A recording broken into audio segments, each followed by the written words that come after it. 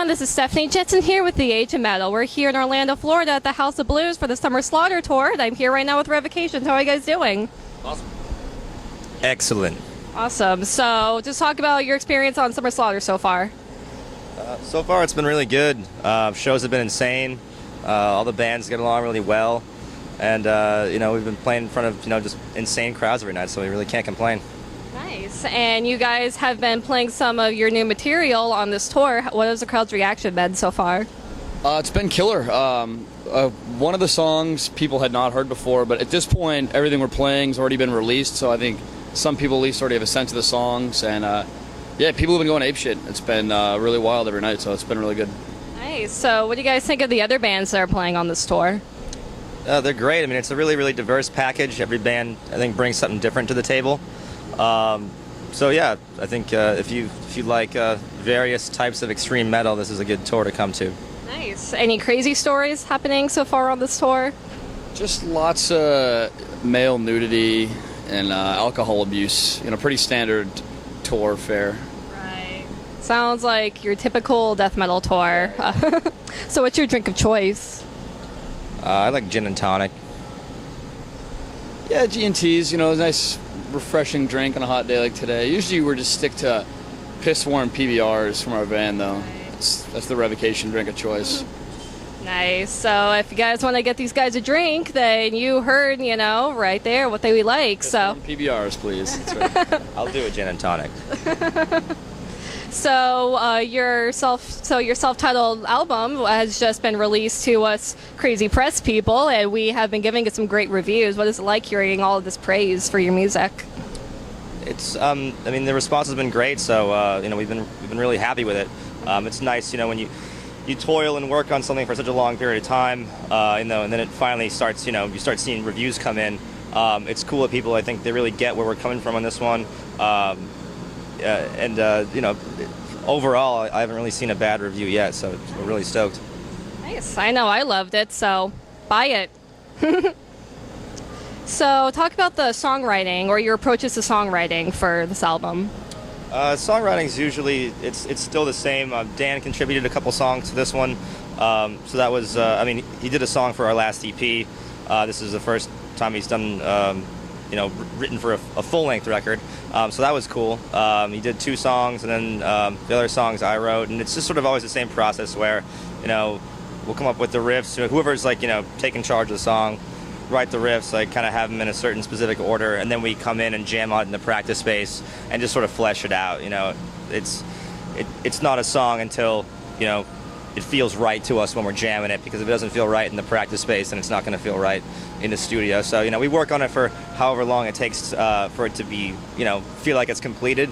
And then, from there, it's like you add in the other layers. So I added in, the vocals and lyrics after all the songs were done. And then same thing with solos. After the song is fully fleshed out and, we know exactly, okay, here's the solo section, that's when we'll go in and say, write the solo, and it's a similar kind of process of riff writing with the solo writing for me anyway. It's sort of like a trial and error. You sit down, jam over the improvise over the solo section for a while, and then you start coming up with different phrases and whatnot that sound good. That's basically how we roll. Awesome. Did you guys have any specific influences for this album that you haven't had for any of your previous releases? Lately we've been heavily influenced by Juicy J and 2 Chainz. A lot of trap music is what we've been rolling with, basically. Yeah, Project Pat, a lot of that. Old school 3/6. Yeah, that's probably the biggest influence on this. I think you can really hear that sort of dirty South sound come through pretty clearly. So that's the kind of lifestyle we strive for anyway. So right. we kind of fit right in line with those guys. Awesome. So I asked a few of your fans if there's any particular questions that they wanted me to ask you, and one fan wants to know about the distortion that you have incorporated in your record. The distortion? We played through EVH amps. We played through them live and in the studio, so that's where that guitar sound is coming from. I'm not sure, I think there might have been maybe a pedal, like a tube screamer or something like that in front of it, but I wasn't there when it was getting all mixed down and whatnot.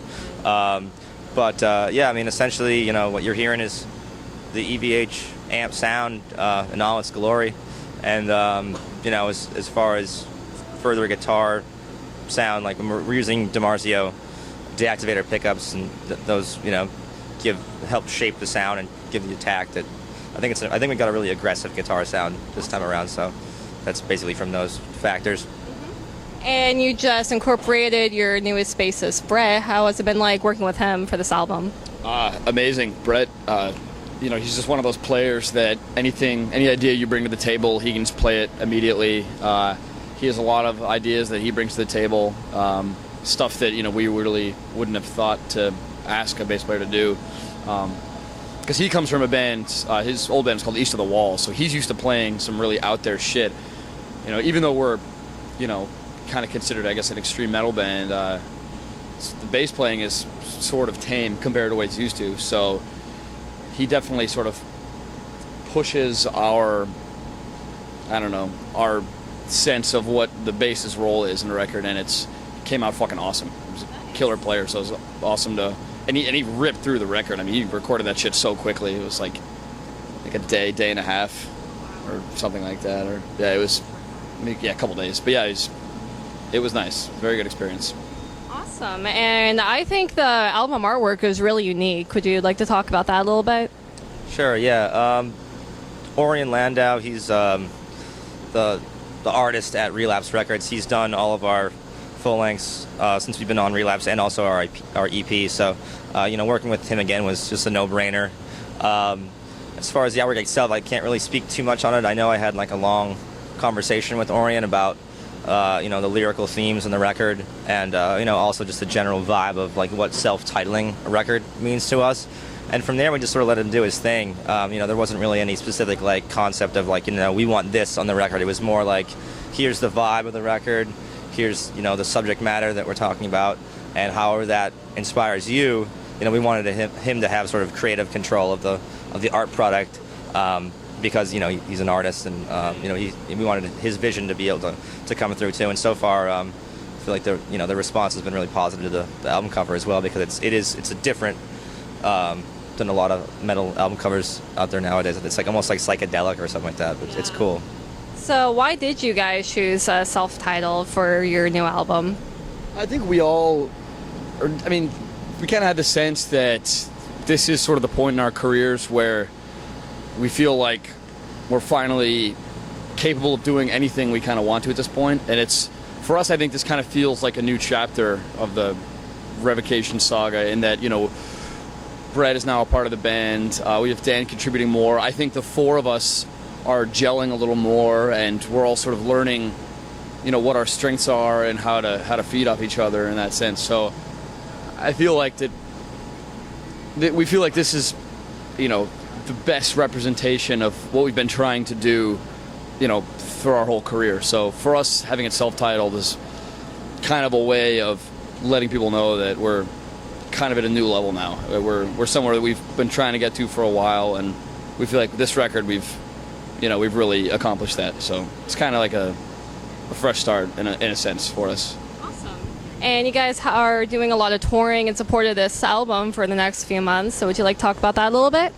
Yeah, I mean, we're just kind of getting started with Summer Slaughter. I mean, it's been about a week and a half or so. So we got a good at least 3 weeks or 4 weeks to go on Slaughter. Then we go to Europe with Black Dahlia Murder and Aborted. After that, we're doing another tour in I think November.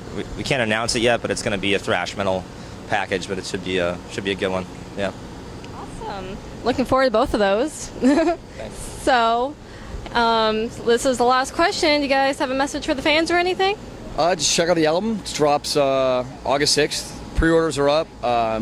You know, there's limited edition vinyl and all kinds of cool shit you can get. You get the Japanese version. You get a cover of Dyer's Eve on it, which came out really badass. And yeah, just come see us on tour. You know, support their album, support us, and come fucking rage in a circle pit and drink piss warm PBRs.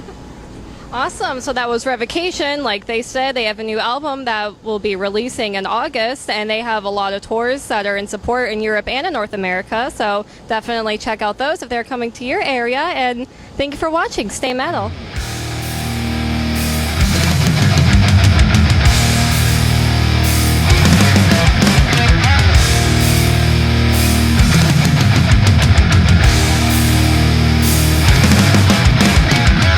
Building up your empire, while your enemy says to self-right.